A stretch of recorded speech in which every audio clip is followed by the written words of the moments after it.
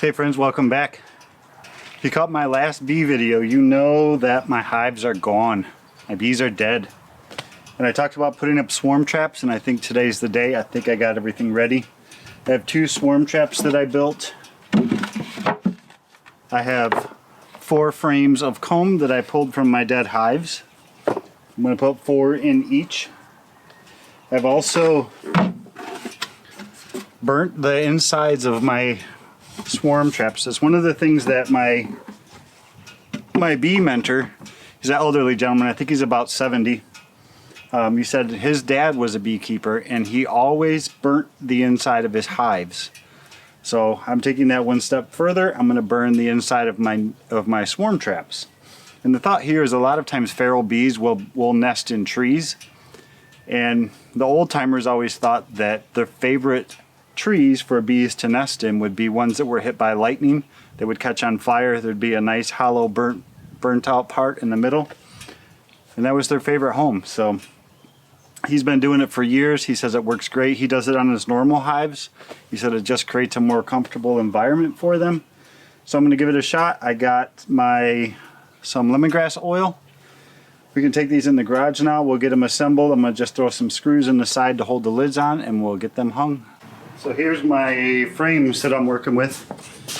Nice and dark, all drawn out. There might be, so my last video about my bees, there might be a couple combs that have maybe half filled with a little bit of honey maybe. They definitely should have more food at this time of the year. So what I'm going to do, like I mentioned, is 4 frames in each swarm trap. I don't want to pack it completely full, because I have read and heard that they definitely do like a little bit of space. They don't want to show up in a hive and have it be completely jam-packed full. Give them a little bit of space, that way they feel like they got something to work with here. The next thing we're going to do is some lemongrass oil. Just pick this up on Amazon, and a Q-tip. I'm going to lightly dab the entrance to the swarm trap with some lemongrass oil. I'm going to put some on the other end of the Q-tip as well, and I'm just going to drop it in the box. That way there's some residual residue left behind. There we go. So I'm going to grab my screw gun. We'll get these. Basically, they'll drill this small little hole in the side. I'm just going to put a single wood screw in there just to hold the lid on good. I got a family of bees that do move in here. I don't want a storm to come along and knock the lid off and set me back, you know. So I'm back. One more piece of the puzzle I forgot. I did put the screws in the sides to hold the lids on, and I remembered they need a door. If I do catch one, I need a way to bring them back safely. So these are the doors that I went with, the little sliding doors. You can switch it to fully open, a queen excluder style, or just a vent. There's already a hole pre-drilled. I already had these installed at one point. I took them off when I put the boiled linseed oil on these to protect them. There we go, open for business.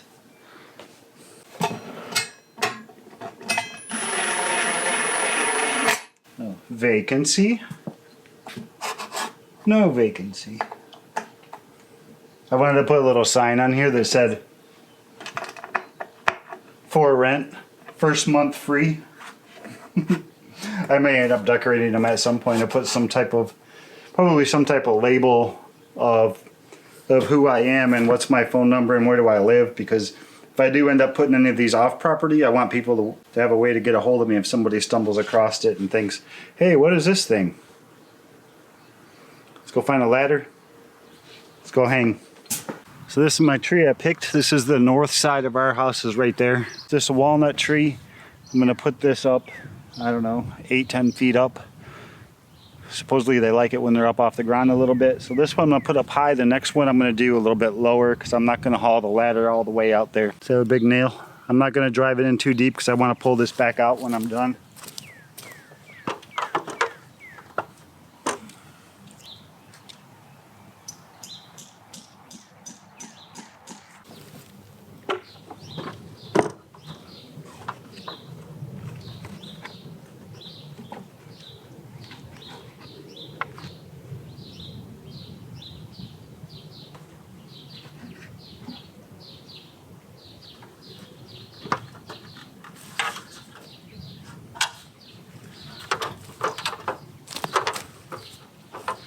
All right, we'll see what happens. It's facing south, that direction south there, so.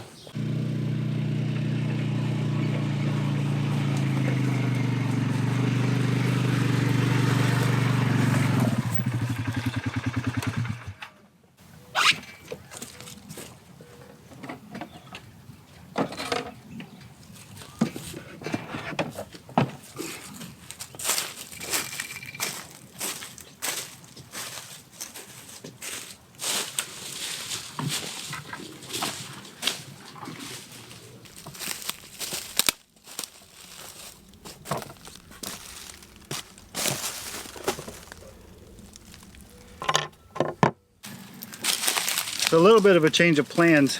There's an oak tree that's a little smaller than this, just down a little ways, maybe 50 feet or so. But I like this cottonwood a little better. This is a pretty big cottonwood tree. I don't know. That'd be a good 5 feet across. I don't know how long it's been here, but I'm gonna, right on the side of this tree, this is the south facing side. I'm gonna reach up as high as I can, put my nail up there and hang it there. You can see out the back here, I don't know how big this field is here. The neighbor last year, he grew corn out there. The year before that, he did soybean. I'm not real crazy about the spray and the things like that he's gonna do this year, but I'm hoping that by the time swarm season is done, that's when he's gonna start spraying. At least that's my hope, but I'm gonna put it here for now. I can always move it if I need to.